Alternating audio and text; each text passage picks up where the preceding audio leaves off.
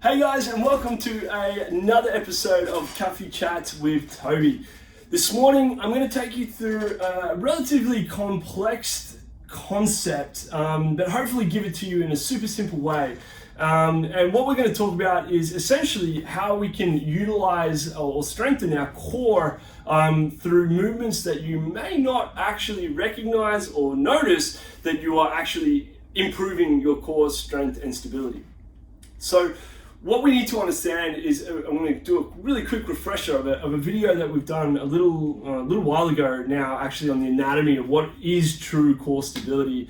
And basically, your core stability muscles, your deep core muscles, are those muscles that are there to basically look after your spine. So they want to keep everything as stable and as strong as possible and ensure that whatever movement that you're doing or putting your lower back or pelvis through is a purposeful and controlled movement.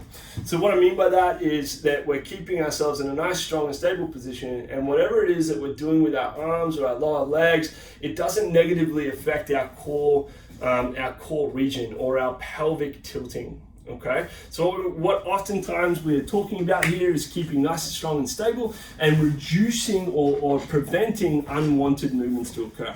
So the great news is that we can actually work this system a hell of a lot in the gym without doing things like planks or mountain climbers or other exercises that are designed specifically to work on your core. The good news is that whenever you're doing an exercise that makes you want to move or makes your body want to sway, and you're there trying to fight against that unwanted movement, that's actually your core at play. So it's really interesting. I find when a lot of people you talk to in the gym, they're like, how many core exercises are you doing in your session, or how many, when do you put core into your exercise plan for the week? And honestly, my answer is, look, to be honest, I'm working my core in literally every exercise I do. So oftentimes I don't actually put a day specified for core or a couple of exercises that are specifically designed for core, unless I'm after or I'm wanting my core to perform to higher levels than I would expect in a normal function of day to day. So to give you a really quick example of that, you've probably seen a lot of buffheads in the gym grab the biggest weight they can find and do like some bicep curls, and oftentimes they do it in the mirror. That has absolutely nothing to do with the exercise, but they're sitting there and they're getting this big sway on, and they're trying to get the weight up as in any way possible they can.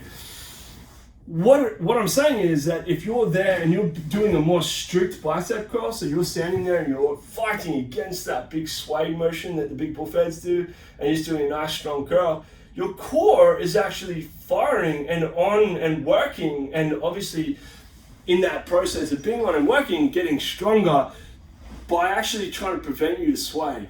Another really great exercise is a straight arm pull down. So straight arm pull down, you'll find that as you're pulling down, your body wants to lean forward and get behind you when you're doing that. And when you're coming back up and you're about to change direction and pull back down again, your body wants to lift out this way and tilt at your pelvis.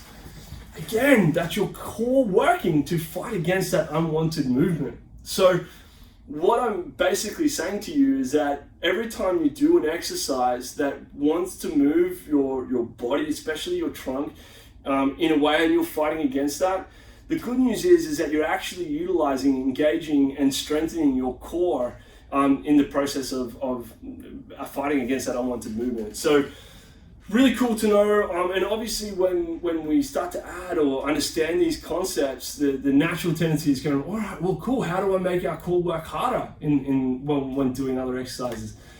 The answer is pretty simple. You just make it harder for you to prevent that movement or unwanted movement to happen. Simple. You take away stability, so you stand on one leg, or you stand on a Bosu ball, or you make the lever so that you take the weight that you're trying to push or press or pull down or whatever further away from your body, which means that your center of gravity is moving, which means it's harder not to sway, essentially. These are all ways that you can make your core work harder and harder. But I suppose the biggest thing, again, that you've got to think about is, what is the purpose? Why am I doing this exercise? Am I doing it to, for a functional all-round kind of workout, or am I doing it for specifically to the muscle group that I'm trying to work, i.e. am I in a straight arm pull down trying to work my lats? And in that case, I probably don't want to try and make it harder for my core because it's not the function of the reasoning or the reasoning behind me doing that exercise. So basically what I'm saying is understand what's going on, understand that you're working your core in a functional kind of capacity, because this is what it's designed to do. It's designed to keep and protect your trunk when going about all the different movements that you encounter in your everyday life. And that's a really cool thing about being aware of this in the gym and trying to ensure that you are challenging it in some way, shape or form, because the transfer over to everyday life is actually really brilliant. And the more we can kind of challenge our systems that are at play within our body in the gym in a controlled environment, the less chance we have of injury in an uncontrolled environment that we experience out there in the real world.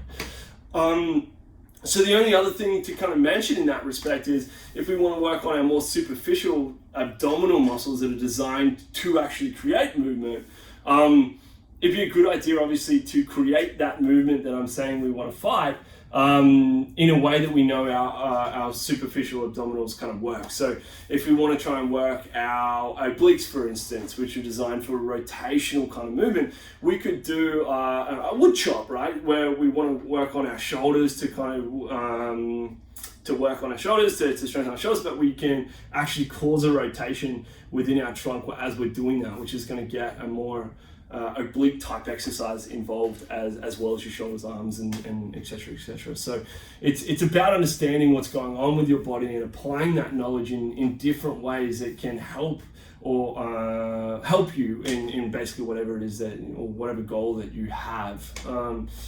Yeah, I hope that kind of makes sense. The whole idea of this is to give you more tools in the shed. So when you're in the gym, you can kind of play around and think about different ways that you can improve on your exercises. But also, obviously, understanding how the gym and those movements that are occurring can actually impact on your everyday life. And then the whole idea is the more that we can understand and therefore control the movements that our body is producing both in and out of the gym, the less chance we have of injury, the more chance we have of living a nice and healthy lifestyle.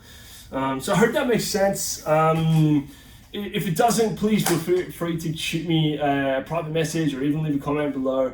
We're here all about trying to look after you guys and improve you guys' knowledge when it comes to the human body and the physiology that makes this wonderful machine that we live in. I hope you guys have enjoyed that. I certainly have enjoyed having you this morning. Thanks very much for joining me. I hope you have a wonderful weekend. And until next time, my friends, take care of yourselves, and we'll catch up again next week. Cheers.